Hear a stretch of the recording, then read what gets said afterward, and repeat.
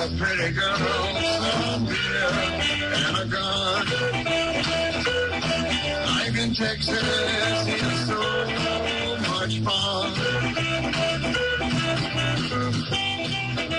Welcome back to Proud on Texas. This segment of the program is sponsored by Glasheen Valles and Interman, your source for aggressive legal representation for injury and death cases. Offices across western Texas in El Paso, Lubbock, and Odessa. And for our upcoming guest, there's one in Albuquerque, too. He's in New Mexico. Visit www.glasheenlaw.com. Well, my friends, first-time author, I believe, Jeffrey Essery joins us. We'll get to him in just a moment, but I want to tell you why I was hooked on this book, The Republic. You know, he knew it would hook me. And by the way, you can order it. You can see it right there at ProudOnTexas.com. We just posted that a few moments ago. It's there in the just posted stuff on the main page. And then later in the week, if you want to look, it's up under the books and music section. If you click on that, it'll pop up. Here's the back jacket summary.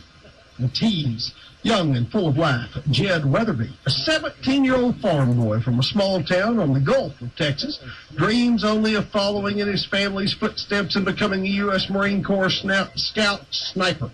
Just when he thinks he has the world by the tail, the woman of his dreams comes along and sets his heart on fire. Away at boot camp, the president's administration persuades Washington, D.C. politicians to take away the Second Amendment, the right to bear arms, dividing the nation in two. Texas and other conservative states secede from the Union, resulting in a modern-day civil war on U.S. soil. Jed faces leaving his girl to fight for the independence of his beloved republic, the state of Texas. Death, shattered dreams, and family sacrifices result in casualties with a high price to pay. And that's the tease. So you know I was interested in that. You bet I was. Jeffrey Essery, author of The Republic. Thanks a lot for joining us today. How are you, my friend? Very good, Robert. Thank you for having me on your show. I appreciate it. Jeffrey's a farmer in Floyd, New Mexico, and raised his family there, but obviously has a deep and abiding association with Texas. One thing I caught, I'm not all the way through it yet, but one thing I caught there that in your editing with your family and friends is we don't call them undersheriffs in Texas. They're not an undersheriff in Texas. They're chief deputies. But I noticed that's about all I got there. But this is an interesting book, and I wanted before we talk about the story, I wanted to tease everybody so they understand why I found it interesting. Let me ask you, this is your first book, correct? Yes, sir. This is my very first book that I've published, yes. Yeah, I am always interested in first-time authors because, you know, lots of people say they want to write a book someday. I've had people on here who didn't do it until they were in their 70s or late 60s, and then it turns out they're a damn good writer. People who went right for it right away early and did well, and at every phase of life, I'm always fascinated because writing a book is not only this massive investment of time, it is a very emotional thing and a very unraveling of one's own. You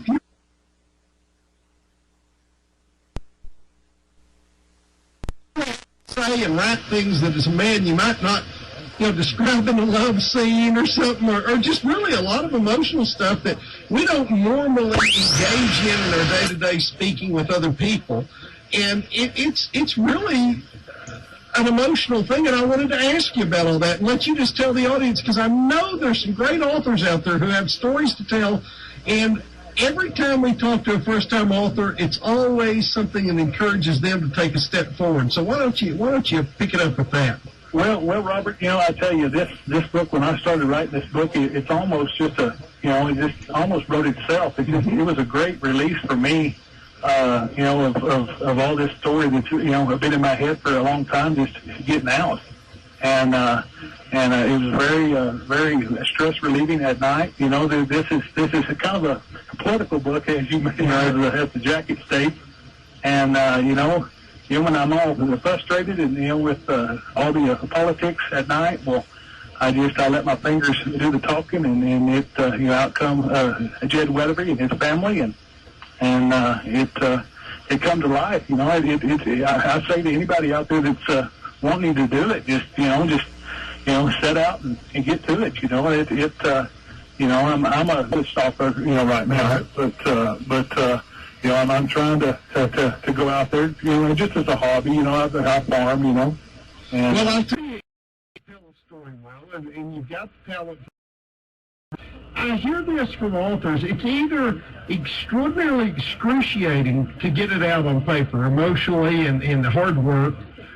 Even some good authors who are fairly prolific, it doesn't just come that easy. And then there's the folks like you that have a story in their head. They've had it in their head for a long time, and they just sit down and boom, it comes out. What about the actual discipline of doing it? Did you have any kind of deadline in mind, or did you just let yourself do this as kind of a way to relax, as you mentioned? This started out being something, for fun one night. I come home from elk hunting, right after the election, and man, I was just fed up, and I got to just, writing down a story, and I let my mom and dad, kind of read a few chapters, and they was like, if you publish that book, you're going to go to jail. So I had to kind of tone it down, and I had to rewrite it. And that's you and me and almost all my friends. Yes, and then I had to sit back and really just tone it down, and after several rewrites and everything, the story just kind of took place, and it took life, and it goes on. This is the first installment. I'm going to do 3 books so far in the series, and I'm already writing on book number 2. Let me ask you, usually when writers come up with this, it's a little bit of themselves, it's their background, their history, the locations, the family links, things of that nature, to just kind of give us an idea of some of the amalgam of the items of things that became an amalgam to create the character Jed Weatherby. Well, Jed, the whole Weatherby family, so many of my characters are people of my life, growing up, currently, or people I have met, and several of these, almost all these places in my book are actually places I have been, and I've spent time in, and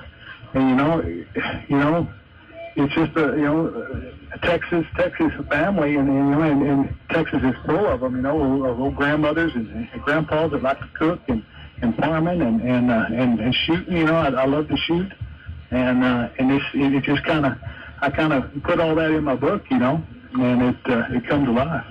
When you get to developing the characters like this and the relationships they have, when you put it down, did you already have a construct, kind of an outline together, or did you just let it flow and write it in more of a narrative form as it occurred, or did you already sort of have an outline of I'm going to get from A to B to C to D? I kind of just went as it went. I wrote down as it went.